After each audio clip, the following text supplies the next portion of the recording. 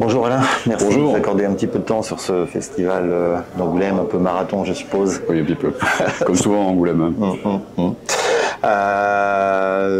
Donc là on va passer un petit peu de temps sur les chimères de Vénus, un récit qui est apparu pour la première fois dans la 18e Gazette du Château des Étoiles. Tout à fait. C'était le tome 13 avant la première édition en album individuel. Est-ce que vous pouvez nous en faire un peu le pitch de Alors, les Chimères de Vénus, on va suivre les péripéties d'une héroïne, Hélène Martin, qui est une chanteuse, actrice d'opéra bouffe, qui va partir à la recherche de son fiancé qui a disparu. Et son fiancé a été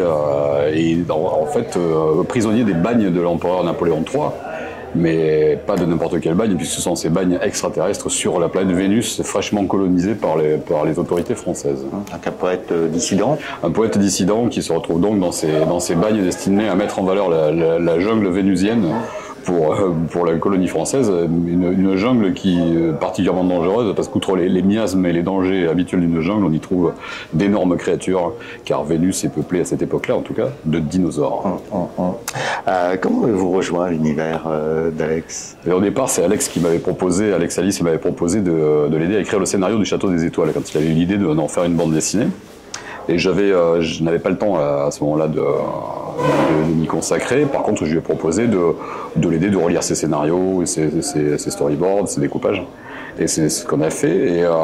Et ce faisant, j'ai pu découvrir son univers de très près et assister à la naissance du Château des Étoiles et voir avec émerveillement les pages arriver les unes après les autres, puis les albums arriver. Et ça m'a donné très envie d'explorer plus avant cet univers. Et c'est là qu'Alex m'a proposé d'écrire le scénario d'un spin-off dans cet univers-là. Et là, j'avais un petit peu plus de temps et j'avais très envie de le faire. Et je me suis précipité sur l'occasion et je lui ai dit, par contre, je savais qu'il voulait faire des histoires sur diverses planètes du système solaire. Et j'avais mis une option sur Vénus tout de suite parce que forcément, ces jungles face à ces dinosaures, c'était quand même assez intéressant. Pour nous, les Chimères de Vénus, c'est une histoire d'aventure, de la science-fiction, mais en fait, au 19e, est-ce que cela aurait paru aussi extravagant? Non, parce que toutes ces théories de Vénus, de Vénus exotique et colorée, étaient tout à fait en vogue chez les scientifiques de l'époque. Même des gens aussi sérieux que Camille Flammarion, dans ses ouvrages de vulgarisation astronomique, décrivait Vénus comme une planète sœur de la Terre. Et effectivement, Vénus a approximativement la taille et la masse de notre Terre. Mais comme avec les connaissances scientifiques de l'époque, comme elle était plus près du Soleil, on l'imaginait plus chaude, et comme elle était environnée de brumes opaques, on ne savait pas à l'époque que c'était des nuages d'acide sulfurique, mais on pensait que c'était des brumes. Donc qui dit brume plus chaleur dit climat tropical, donc dit jungle. Et comme Vénus est une planète plus jeune que la Terre, forcément elle était à un stade d'évolution antérieur. Et des jungles tropicales avec plusieurs millions d'années de différence voulait forcément dire que Vénus était à un stade préhistorique et que donc ces jungles étaient hantés par de monstrueux sauriens. Alors, il y a aussi un ascenseur spatial dans les Chimères des Étoiles. Par contre, c'est une idée très contemporaine, puisque moi j'ai entendu un billet de Bernard Werber, qui évoquait un prix récompensant un jeune architecte qui avait inventé un ascenseur permettant de monter jusqu'aux limites de l'atmosphère terrestre. Des chercheurs, je crois que c'est des chercheurs soviétiques dans les années 60 qui ont commencé à y penser, il me semble, de mémoire, et c'est devenu un thème de science-fiction et un thème de prospective scientifique. Donc c'est vraiment de la science-fiction d'aujourd'hui. Au-delà de la science-fiction, c'est même de la projection de science. Donc c'est quelque chose qui est censé être high-tech et très moderne. Et ça m'amusait beaucoup dans cet univers de rétro-SF à la Jules Verne, de cette ambiance qu'on a coutume de qualifier de steampunk, d'utiliser des concepts de science-fiction contemporain, de science-fiction moderne, qui appellent a priori une esthétique plutôt design, avec un design glacé et aseptisé, justement de le faire à base de poutrelles éphéliennes, de ferrailles, de boulons et de rivets. Et donc, bien sûr, on imagine sur ce concept d'ascenseur orbital, si on l'applique à la période Jules Vernienne, qui peut bien concevoir un ascenseur orbital à cette époque-là? Le seul qui peut faire ça, c'est Eiffel, bien évidemment. Est-ce que l'art du scénariste, finalement, c'est de se nourrir du monde pour en créer un nouveau? C'est en tout cas ma vision de mon métier.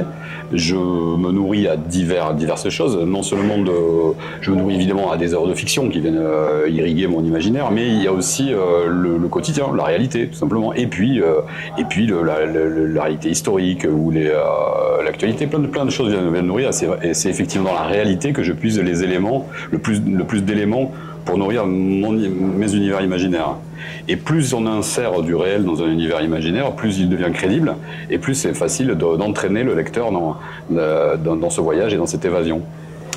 Votre dessinateur, c'est Étienne Young. Tout à fait. Comment avez-vous travaillé avec lui pour rester dans un esthétisme, une élégance qui est propre à cet univers et aux représentations qu'on peut avoir, nous, du 19e, fin 19e. Étienne a déjà, par essence, un dessin qui est élégant, qui est naturellement élégant et qui a une poésie intrinsèque. Et son univers a aussi un petit côté rétro.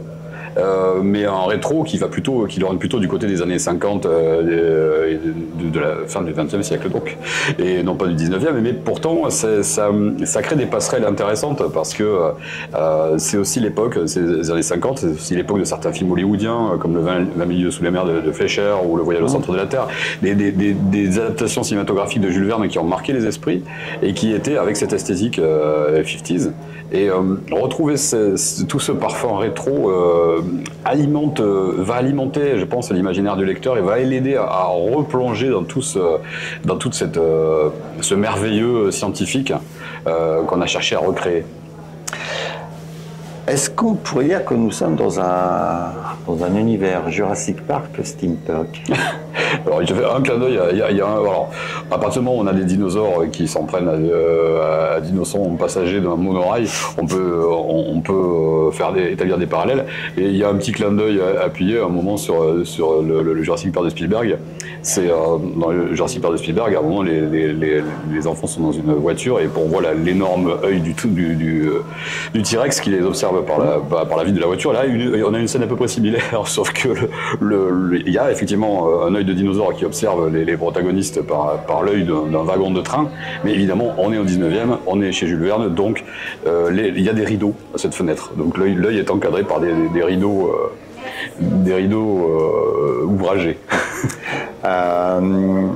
Le titre, Les Chimères de Vénus, est-ce qu'il laisserait présumer d'une fin qui ne serait pas forcément conforme aux volontés de l'empereur et surtout pas aux idées du duc de Chauvigny? Alors il est possible que ceux-ci, espérant faire la planète, façonner cette planète à leur image, à l'image de ce qu'ils imaginent, peut-être est-ce une chimère, peut-être aussi les divers protagonistes de l'histoire croient eux après des chimères, chacun à sa façon.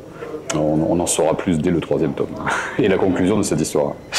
Pour garder une cohérence historique et scientifique dans cet univers, est-ce qu'Alex a écrit une bible des règles, des principes qui régissent cet univers? Il n'y a pas vraiment une bible, mais par contre on a régulièrement, donc comme moi j'avais relisé son scénario, Alex relisait le mien et relisait mes storyboards aussi, et puis surtout on a eu beaucoup de débats avec Alex Alice et aussi avec Alex Nikolavitch, le rédacteur des Gazettes, qui sont une extension de cet univers, des débats pseudo-scientifiques d'une rigueur absolue qui nous permettaient d'être cohérents et Alex veillait toujours à la cohérence. Par exemple, au départ, moi j'avais prévu un dirigeable qui est dans l'espace, bon ça jusque-là tout va bien, mais je n'avais pas prévu qu'il y ait un système qui pour recréer une pesanteur artificielle. Or, l'espace a beau, dans l'univers du Château des Étoiles, entre les planètes on ne trouve pas du vide mais de l'éther, mais pourtant les propriétés de la gravitation sont toujours vraies, donc normalement il y a de l'apesanteur. Or pour des passagers de première classe qui voyagent dans l'espace, à cette époque-là en haut de forme crinoline, on ne peut pas imaginer qu'ils voyagent en apesanteur. Donc il fallait trouver un système crédible pour créer une pesanteur artificielle dans le vaisseau. C'est un des exemples des débats pseudo-scientifiques qu'on a pu avoir pour alimenter non pas la véracité de l'univers, mais la crédibilité. Merci beaucoup Alain. Merci à vous. Merci beaucoup. Bonne fin de festival. Merci. Merci, au revoir. Au revoir.